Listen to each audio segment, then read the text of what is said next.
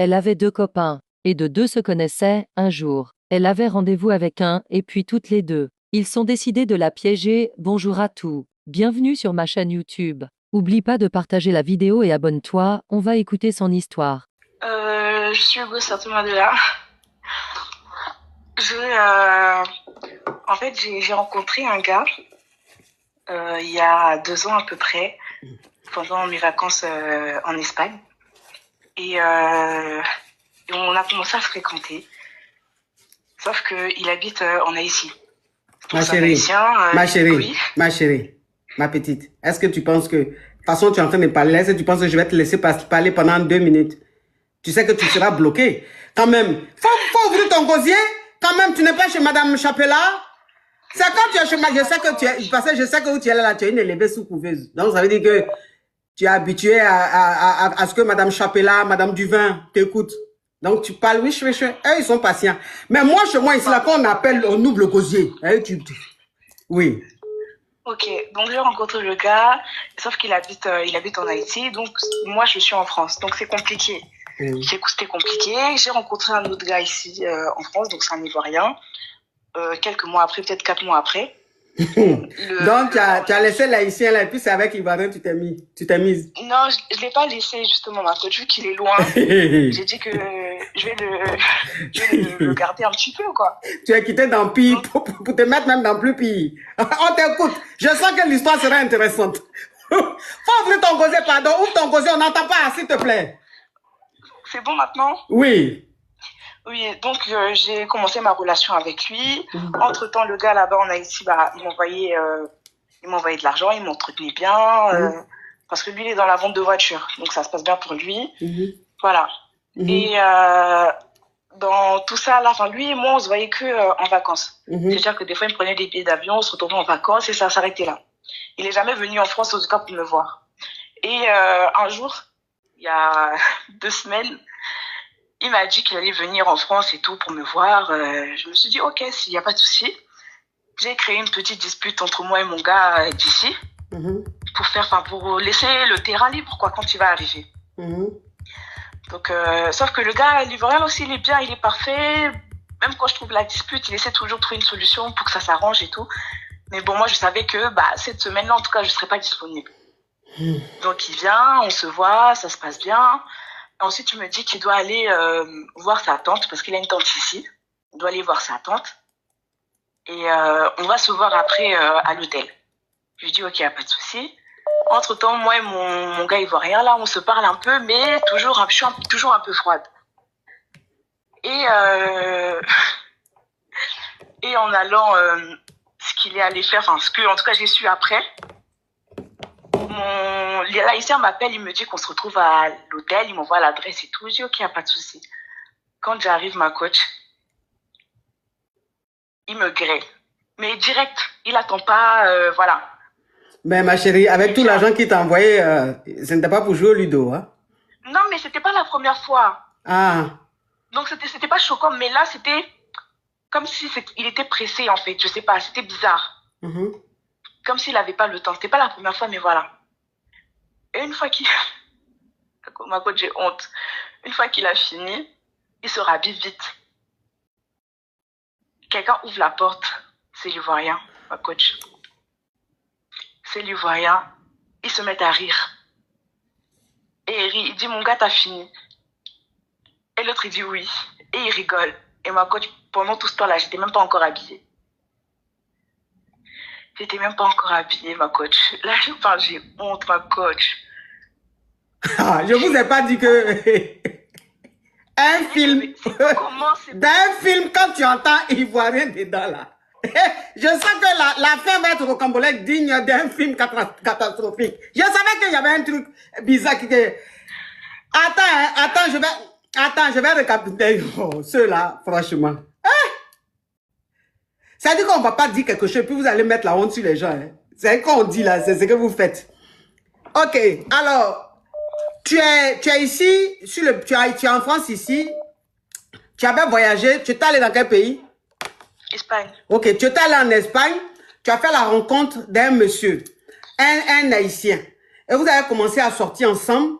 Et après, tu es rentré sur Paris. Donc, quand tu es rentré, vous êtes resté en contact. Et l'Haïtien, il vend les voitures. Donc, il est fructueux. Oui. Il t'envoyait l'argent régulièrement, il t'offrait des cadeaux et tout. Mais ici, tu t'es dit, bon, comme l'Haïtien, il est en Espagne et que toi, tu es ici, toi, tu vas te trouver un autre gars ici. Voilà comment tu commences à sortir avec un Ivoirien. Ok, un Ivoirien qui te draguait. Donc, tu commences à sortir avec lui.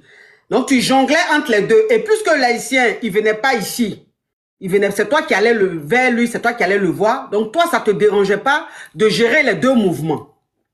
Et l'Haïtien t'a dit qu'il veut maintenant venir te voir sur Paris. Tu as trouvé ça un peu bizarre. Tu as dit, waouh, tu veux venir me voir? Toi qui viens jamais sur Paris me voir? Ok, il n'y a pas de souci. Donc, il vient.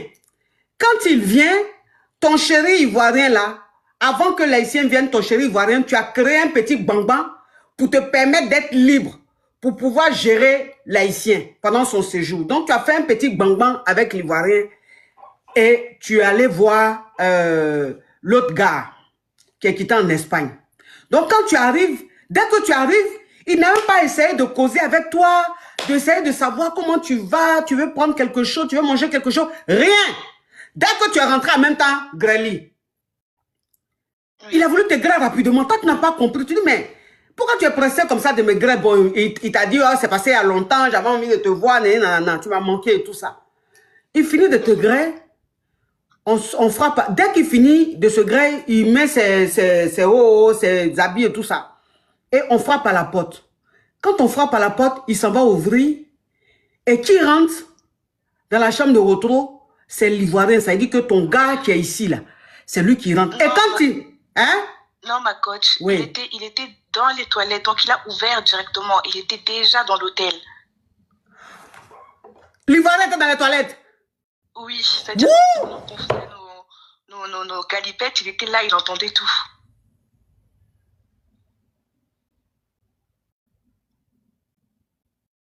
Wouh!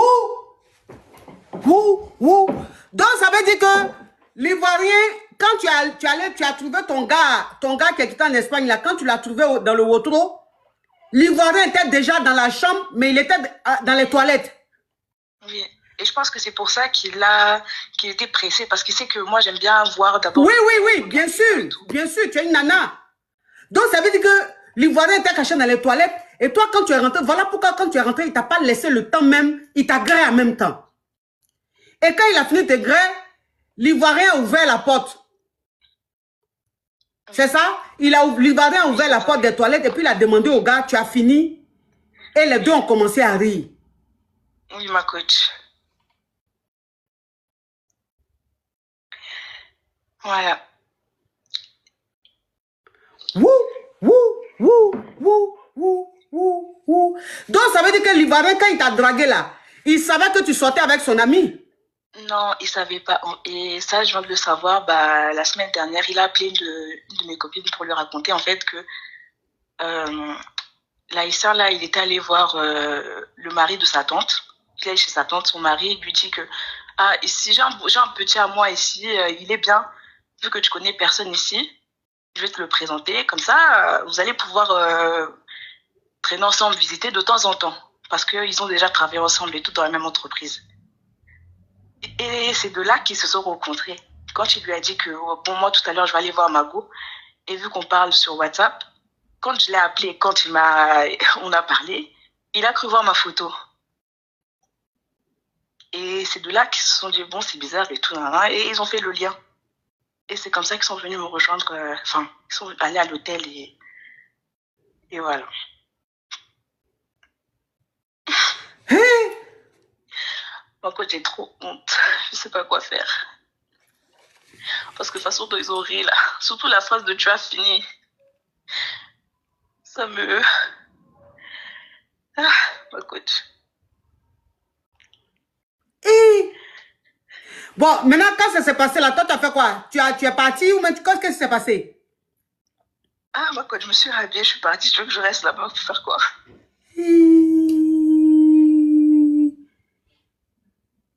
Non, non, mais... Ma copine lui a dit, mais comment tu as pu faire ça? Comment tu peux rester là dans les toilettes, entendre ce qui se passe? Et il dit que non, parce que si j'aurais juste entendu qu'il avait dit que oui, il s'est passé ça, j'aurais pas cru peut-être que je l'aurais pardonné. Mais j'avais besoin d'entendre ça pour pas la pardonner.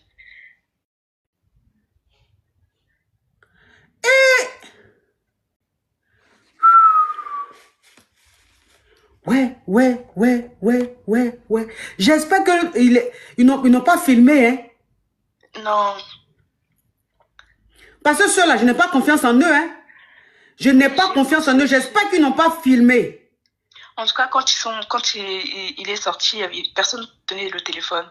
S'il a filmé, peut-être que c'était quand il était dans les toilettes que... Enfin, juste, on entend... Ça là, ils ont filmé. Il a filmé, ils ont filmé. Ça là, tu vas voir, ils ont filmé. Ils ont filmé. Eh, Seigneur, mais comment on peut être méchant comme ça? Tu leur as fait quoi pour qu'ils se comportent comme ça? Même si tu les gères les deux. Est-ce qu'ils t'ont marié? Est-ce que tu es marié? Tu n'es pas marié? Donc c'est quoi? C'est quelle humiliation ça? On peut humilier quelqu'un comme ça?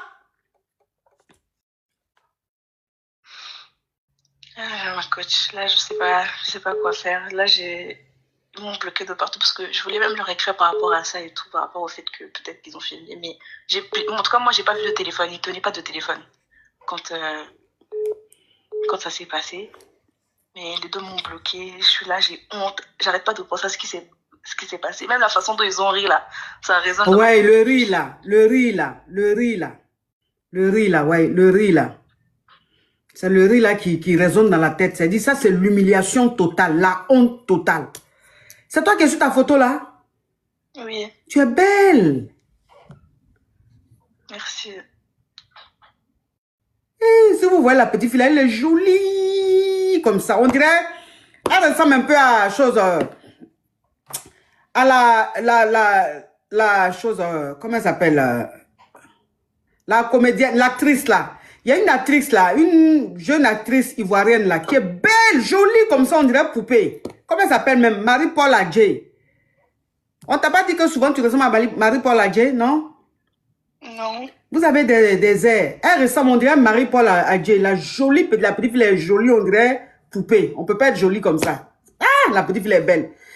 Non, mais tu es jolie comme ça. Pourquoi ils ont fait ça, une jolie petite fille comme ça? Yako, ma chérie. Yako.